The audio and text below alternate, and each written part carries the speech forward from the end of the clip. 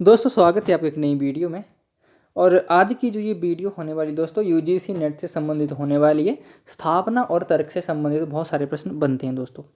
5 प्रश्न तो हर परीक्षा में आते ही आते हैं तर्क और स्थापना से संबंधित। तो दोस्तों इनको किस तरह से हम ठीक कर सकते हैं, किस तरह से हमें इन प्रश्नों को ठीक करने के लिए दिमाग लगाना चाहिए, किस तरह से हम सरल तरीके से इनको समझें और ठीक करें वहाँ पे। ठीक है, तो कुछ एक प्रश्नों के उदाहरण नमूने के तौर पे मैं लाया हूँ और जो प्रीवियस ईयर में पूछे गए हुए हैं। ठीक है, तो इनको हम हल करते हैं और मैं आपको बताता हूँ कि किस तरह से हमें हल करना चाहिए। ठीक है, देखिए कुछ एक बातें बता दूं मैं स्थापना और तर्क के संबंध में। ठीक है, तो सबसे पहले कुछ एक इंस्ट्रक्शन जो मैं आपको बता रहा हूँ। ठीक है, नंबर 1 आप नोट कर लीजिए बेशक। ठीक है, ध्यान से आपको पढ़ना है स्थापना को। ठीक है, सबसे पहले स्थापना को ध्यान से पढ़िए उसकी। ठीक है, वो क्या कह रही है। ठीक है, और नीचे उसका तर्क दिया हुआ है। ठीक है, तर्क को ध्यान से पढ़ना है, एक दूसरे से मैच हो रही हैं चीज़ें कि नहीं हो रही हैं। ठीक है, फिर उस आधार पर आप सही और गलत का निर्णय करेंगे। ठीक है, तो एक प्रश्न जो नमूने के तौर पर है ये दिसंबर 2020 का है दोस्तों, इसको देखिए। ठीक है, कि किस तरह से ये प्रश्न बना है। और दूसरी बात ये भी है दोस्तों कि आपको साहित्य के बारे में, अगर हिंदी की मैंने यहाँ पे बात की है क्योंकि हिंदी के ही होंगे। ठीक है, और दूसरे सब्जेक्ट के अगर कोई विद्यार्थी देख रहे हैं तो उनको भी दूसरे सब्जेक्ट के बारे में अपने सब्जेक्ट जो उस पर बहुत अच्छी पकड़ होनी चाहिए उनको, और छोटी छोटी बातें उनकी पता होनी चाहिए, बेसिक कंसेप्ट उनको क्लियर होने चाहिए। क्योंकि ये जो स्थापना और तर्क हैं ये बेसिक कंसेप्ट से ही बनते हैं। ठीक है, बेसिक अवधारणाओं से ही प्रश्न बन जाते हैं। ठीक है, देखिए स्थापना की बात यहाँ पे की गई है। यहाँ पे एक प्रश्न मैंने नमूने के तौर पे लिया है, साहित्य में लोक ही प्रमाण है। ठीक है, साहित्य में लोक ही प्रमाण है। उसके बाद है दोस्तों तर्क दिया हुआ है, स्थापना ऊपर है, तर्क है कि लोक साहित्य की गुणवत्ता प्रमाणित करने के लिए शास्त्रीय प्रतिमानों की आवश्यकता होती है। ठीक है, देखिए साहित्य में लोक ही प्रमाण है तो सही बात है। ठीक है, साहित्य में लोक ही प्रमाण होता है। ठीक है ना। उसके बाद देखिए लोक साहित्य की यहाँ पे बात आ गई। आपको लोक साहित्य के बारे में भी पता होना चाहिए कि लोक साहित्य की गुणवत्ता प्रमाणित करने के लिए शास्त्रीय प्रतिमानों की आवश्यकता होती है। दोस्तों लोक साहित्य और श्रेष्ठ साहित्य आपने पढ़ा होगा। ठीक है, आपको पता होगा क्योंकि आप साहित्य के विद्यार्थी हैं। जो लोक साहित्य होता है दोस्तों, लोक साहित्य किसी भी गुणवत्ता का, उसकी जो गुणवत्ता होती है उसकी मापने के लिए शास्त्रीय नियम, ठीक है, काव्य शास्त्रीय नियम हम समझ सकते हैं, व्याकरणिक नियम हम देख सकते हैं यहाँ पे, तो उनका कहीं भी कोई भी जिक्र नहीं होता है। क्योंकि ये जो लोक साहित्य होता है लोगों द्वारा, ठीक है, संग्रहित किया जाता है। ठीक है, कहावतें होती हैं, इसमें पहेलियाँ होती हैं, गाथाएं होती हैं, कथाएं होती हैं जो मौखिक परंपरा से चलती हैं। ठीक है, तो उसमें मौखिक परंपरा से अगर चलती हैं चीज़ें तो उसमें काव्य शास्त्रीय नियमों का, व्याकरण का कोई स्थान नहीं रहता है। ठीक है, तो ये गुणवत्ता प्रमाणित नहीं होगी शास्त्रीय नियमों से, क्योंकि लोक साहित्य की बात की गई ना कि साहित्य की। ठीक है, तो अब हम देखते हैं कि आपको एक प्रश्न दिखाता हूं मैं कि किस तरह से प्रश्न बनते हैं इससे। ठीक है, आपका विकल्प यहाँ पे देखिए दोस्तों, विकल्प इस तरह से आएंगे आपको। ठीक है, स्थापना और तर्क दोनों सही है। ठीक है, उसके बाद है स्थापना और तर्क दोनों गलत हैं।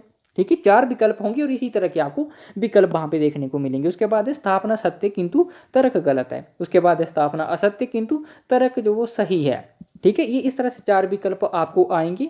तर्क और स्थापना से संबंधित यही 4 विकल्प इसी तरह से पूछे जाते हैं। ठीक है, तो मैंने आपको बता दिया। ठीक है, कि साहित्य में लोक ही प्रमाण है, तो ये बात सही है दोस्तों। ठीक है, साहित्य में लोक ही प्रमाण है तो ये बात सत्य है। ठीक है, और दूसरा हमारा हो गया लोक साहित्य की गुणवत्ता प्रमाणित करने के लिए शास्त्रीय प्रतिमानों की आवश्यकता होती है, तो दोस्तों ये गलत हो जाएगा आपका। यहाँ पे आपकी स्थापना सही है और तर्क गलत है। ठीक है, क्योंकि ये साहित्य की यहाँ पे जो स्थापना है इसका जो तर्क है ये सही नहीं बैठ रहा है। ठीक है, तो यहाँ पे आप देखिए, यहाँ पे स्थापना, यहाँ पे देखिए स्थापना सत्य है और तर्क असत्य है। ठीक है, यानी कि गलत है, तो आपका ग विकल्प यहाँ पे सही हो जाता है। इस तरह से आपको करना है, आपको पता भी होना चाहिए। ठीक है, अवधारणाएं आपकी जो वो क्लियर होनी चाहिए। ठीक है, कंसेप्चुअल क्वेश्चन होते हैं। ठीक है, और दूसरी बात जो आपकी आलोचना और जो निबंध वाली यूनिटें हैं नेट की, ठीक है, वहाँ से प्रश्न इस तरह के बनते हैं बहुत ज़्यादा ही। ठीक है, उसके बाद एक और देखिए आप। ठीक है, इसको समझने का प्रयास कीजिए कि किस तरह से यहाँ से बनेगा। स्थापना देखिए आप,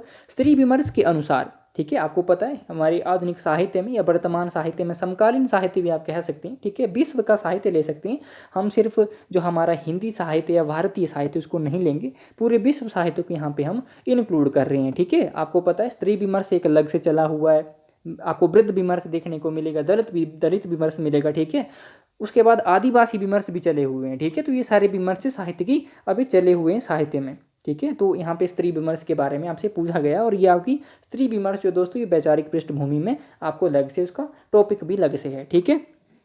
तो देखिए स्थापना देखिए सबसे पहले कि स्त्री विमर्श के अनुसार स्त्री केवल जैविक उत्पत्ति है, ठीक है। उसके बाद है पितृसत्तात्मक व्यवस्था स्त्री के व्यक्तित्व और विचारों का नियमन नहीं कर सकती है, ठीक है। तो देखिए दोस्तों स्त्री विमर्श के अनुसार स्त्री केवल जैविक उत्पत्ति, ये गलत हो जाएगा दोस्तों। स्त्री विमर्श स्त्री की अस्मिता को पहचान देता है, ठीक है, उसकी अस्मिता को, उसके जो अधिकार हैं उसके लिए लड़ता है, ठीक है, ना कि उसको जैविक संपत्ति मानता है या उत्पत्ति मानता है, ठीक है। और पितृसत्तात्मक, ठीक है, पितृसत्तात्मक व्यवस्था स्त्री के व्यक्तित्व और विचारों का नियमन कर सकती है, ठीक है। तो पितृसत्तात्मक जो व्यवस्था है उसमें स्त्री विमर्श इसका विरोध करती है, ठीक है, इसका विरोध करती जो पितृसत्ता है, ठीक है, यानी कि पुरुष प्रधान हमारा समाज है, ठीक है, पुरुष स्त्री के जो विचार हैं, नियम हैं, ठीक है, अधिकार हैं, उनको लागू नहीं कर सकती, यानी कि नियमन नहीं कर सकती, लागू नहीं कर सकती, उसके पास कोई भी अधिकार नहीं है। स्त्री विमर्श ये कहता है कि स्त्री खुद अपनी तरह से जी सकती है, ठीक है। तो आपका यहाँ पे विकल्प दोस्तों ए भी गलत है और बी भी गलत हो जाएगा। तो ये दोनों के दोनों स्थापना और तर्क दोनों गलत हैं, ठीक है। तो यहाँ से इस तरह से हम समझ सकते हैं, पहले हमने स्थापना को देखा, ठीक है, स्थापना किस तरह से कहती है, ठीक है। अगर स्थापना हमें लगता है कि स्थापना ही गलत है ऊपर, ठीक है, उसके बाद आप तर्क को पढ़िए और तर्क में अगर आपको लगता है कि इसमें डिफेक्ट है कुछ, ठीक है, तो आप उसको भी गलत लगा देंगे, ठीक है। इस तरह से प्रश्न ठीक किए जाते हैं स्थापना और तर्क से संबंधित, ठीक है।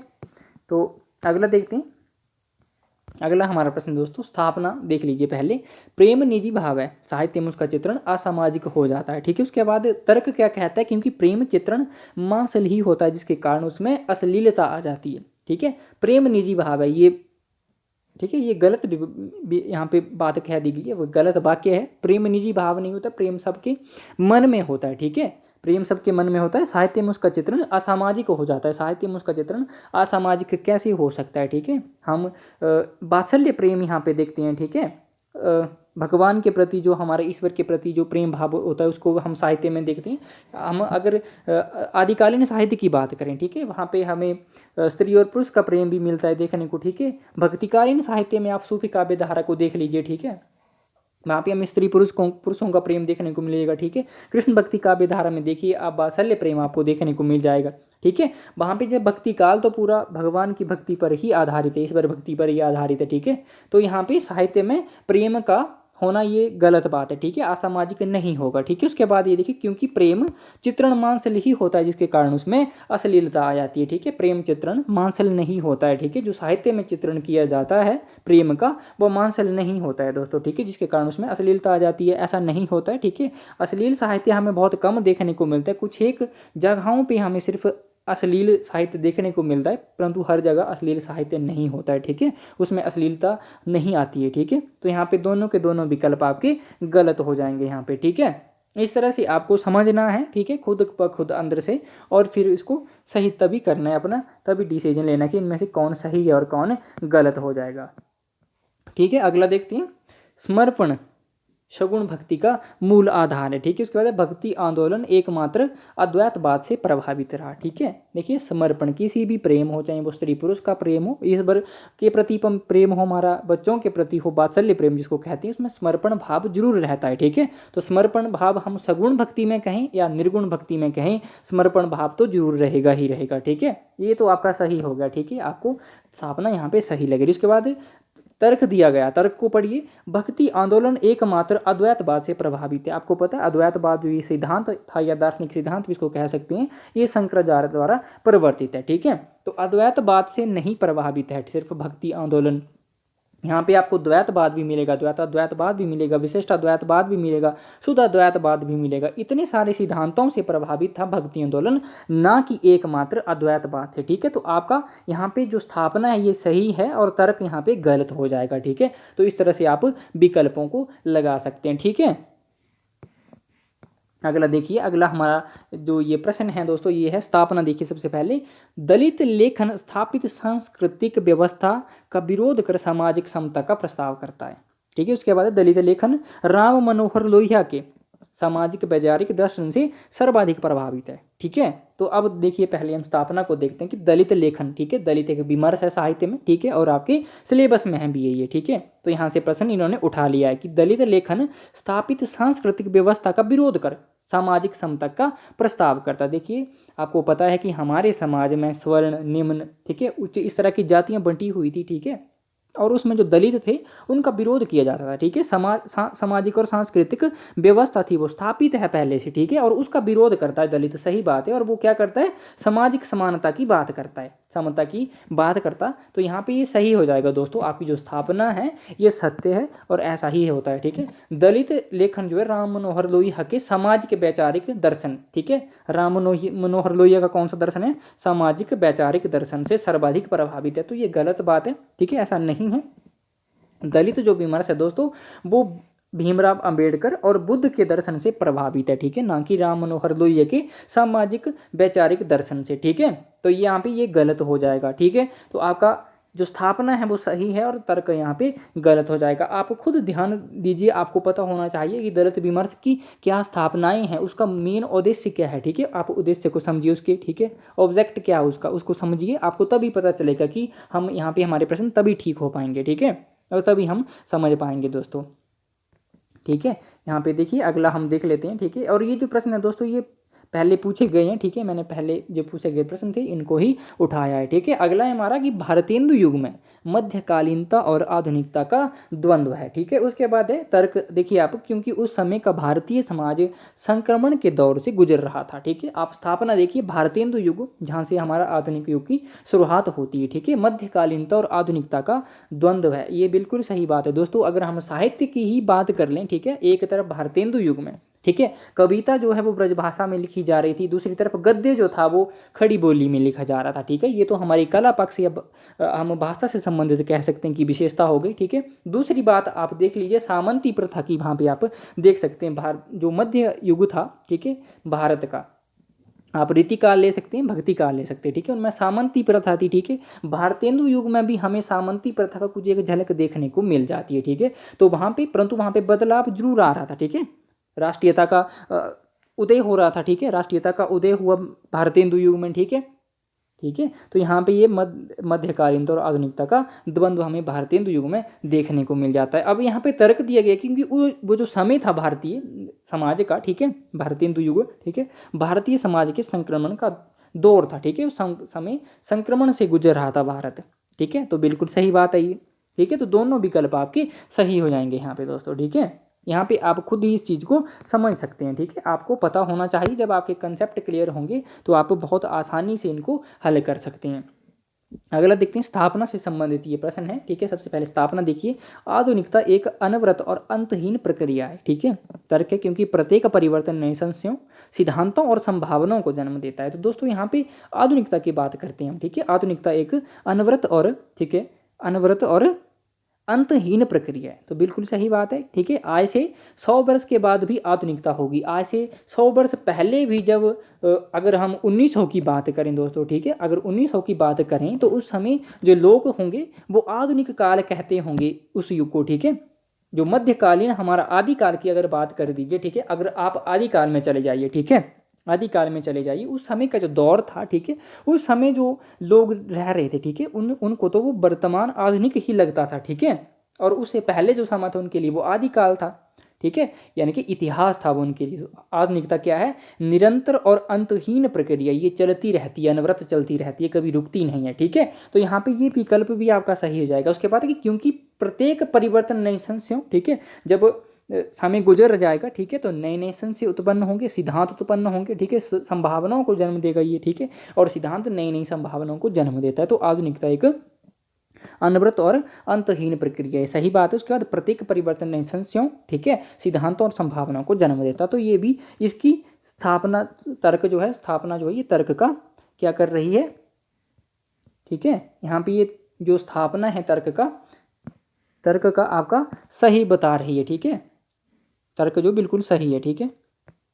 आगे देखते हैं दोस्तों, अगला हमारा ये जो प्रश्न है दोस्तों, अगला है हमारा स्थापना। देखिए सबसे पहले कि काव्य का सर्वस्व अलंकार है, ठीक है। अगर काव्य शास्त्र को आपने पढ़ा है, ठीक है, तो आपको वहाँ पे पढ़ा होगा आपने अलंकार, रस, छंद, ठीक है। तो काव्य शास्त्र में जो भारतीय काव्य शास्त्र है, संस्कृत काव्य शास्त्र है, ठीक है, उसमें 6 संप्रदाय चले थे, ठीक है, उनमें से अलंकार भी एक संप्रदाय था, ठीक है। यहाँ पे क्या कह दिया गया कि अलंकार सर्वस्व है, ठीक है, काव्य का, ठीक है।